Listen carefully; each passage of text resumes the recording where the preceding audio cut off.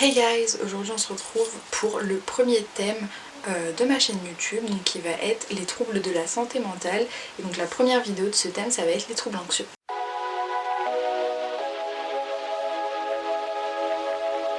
Alors les troubles anxieux regroupent plusieurs maladies en lien avec l'anxiété excessive et difficile à gérer.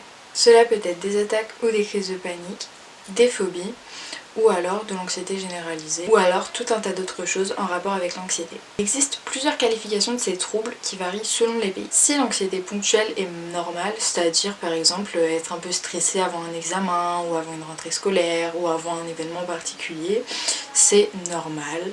Mais il y a l'anxiété excessive qui est vraiment démesurée et persistante, qui elle va gravement porter atteinte sur la qualité de vie du malade. Le diagnostic il est posé uniquement si la peur elle est disproportionnée par rapport à la réalité, que ce soit en durée, en intensité ou en fréquence, et si les symptômes durent plus de 6 mois. C'est un trouble de la santé mentale qui nécessite une prise en charge médicamenteuse et psychologique adéquate.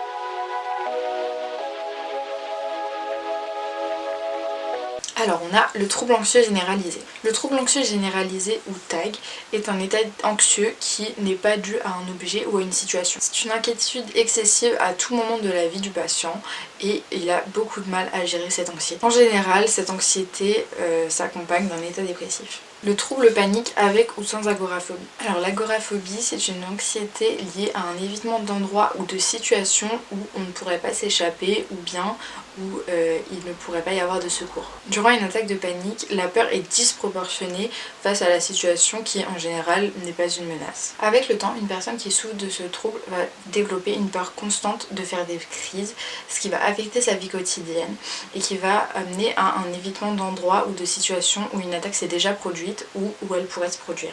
Le trouble d'anxiété sociale. Le trouble d'anxiété sociale, c'est bien plus qu'une simple timidité. L'anxiété provoquée par certains types de performances ou de situations sociales va conduire à un évitement. Il interfère de façon significative avec la vie sociale ou professionnelle et amène une détresse psychologique. La phobie spécifique. La phobie spécifique est caractérisée par une anxiété cliniquement significative provoquée par l'exposition à un objet ou à une situation qui en général va mener à un évitement. Le trouble obsessionnel compulsif. Le trouble obsessionnel compulsif ou TOC est une pathologie liée à l'anxiété. Les malades sont confrontés sans cesse à des pensées préoccupantes, les obsessions, et enfin l'état de stress post-traumatique. Il s'agit d'un trouble anxieux sévère qui apparaît généralement suite à un traumatisme qui a pu exposer à la mort. La personne qui présente ce stress post-traumatique est soit la victime de l'événement traumatisant, soit un témoin d'un événement qui a fait énormément de victimes.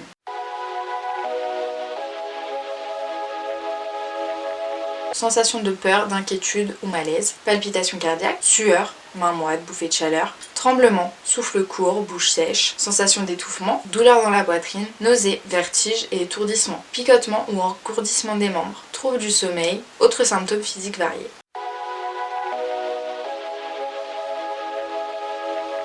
Les causes des troubles anxieux ne sont pas tout à fait connues. Elles font intervenir des facteurs génétiques, physiologiques et environnementaux. Ainsi, on sait qu'une personne a beaucoup plus de risques de présenter des troubles anxieux si quelqu'un de sa famille en a aussi. Le fait d'être une femme, c'est également un facteur à risque. Le fait d'avoir vécu un traumatisme ou de présenter d'autres troubles psychiatriques va aussi favoriser l'apparition des troubles anxieux. On sait que la venue des troubles anxieux est entre autres liée à des perturbations physiologiques qui sont au niveau de certains neurotransmetteurs. Les traitements médicamenteux agissent sur ces neurotransmetteurs.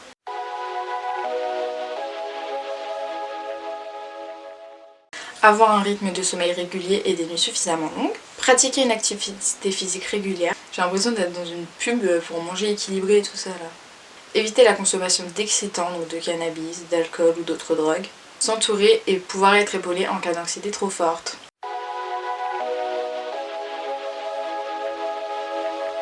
Il y a la prise en charge psychologique et la prise en charge pharmacologique. Donc voilà, je sais que cette vidéo est un peu plus courte que la première, mais j'avais un peu moins de choses à dire. Enfin, c'est pas évident de parler pendant très longtemps des troubles anxieux parce que ça se résume assez vite. Encore une fois, c'est un sujet qui me concerne, donc si vous avez des questions ou quoi que ce soit, n'hésitez pas à venir me parler sur Instagram ou sur Twitter, je vous répondrai. Et voilà, donc j'espère que cette série va vous plaire. Moi, c'est quelque chose qui m'intéresse vraiment et en plus de ça, je trouve qu'il n'y a pas assez de vidéos comme ça sur YouTube où c'est bien expliqué et où il y a éventuellement des conseils et tout ça. Là j'en ai pas spécialement donné parce que j'en avais donné dans ma première vidéo. Si vous l'avez pas vue, je vous invite à aller la regarder. Mais du coup voilà, je trouvais ça cool en fait de parler d'un truc dont on parle pas tellement. En fait c'est vraiment mon but sur ma chaîne, c'est vraiment de parler de choses dont on parle très peu sur YouTube. C'est pour ça que j'ai créé ma chaîne. Du coup voilà, j'espère que ça vous a plu et je vous fais des gros bisous. Bye bye.